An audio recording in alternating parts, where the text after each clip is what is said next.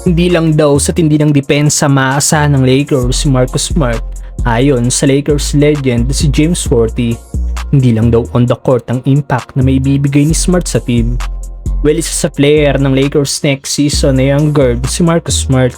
2-year, $10.5 million ang nakuwang kontrata ng former Depoy sa Lakers. At sa interview kay Marcus Smart, inamin nito na isang factor kaya Lakers ang pinili niya ay dahil sa ginawang pag-recruit sa kanya ni Luka Doncic.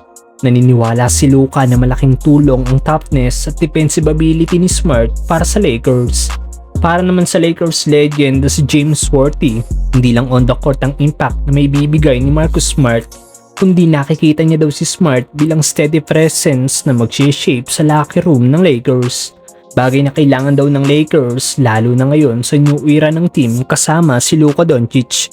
Dagdag pa ni Worthy para daw ito noon sa Lakers kung saan kinuha ni Phil Jackson si Ron Harper na kahit hindi na ito ganoon ka-explosive pagdating sa scoring gaya noon sa Chicago Bulls.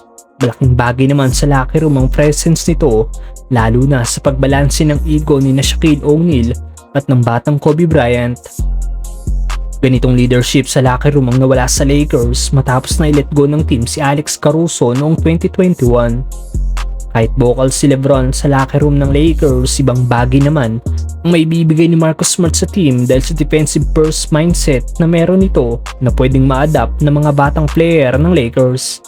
Sa edad na 30, maganda pa rin naman ang nilalaro ni Marcus Smart. Ang problema lang sa nasabing guard, injury prone na rin ito dahilan para 34 games lang ang nilaro nito last season para sa team ng Memphis at Wizards. Na siyang dahilan din kung bakit bumaba ang value ng former Depoy, pero gaya nga ng sinabi ng Lakers legend na si James Worthy, hindi lang on the court makapagbibigay ng impact si Smart dahil makakatulong din ang veteran experience at leadership nito sa locker room ng Lakers.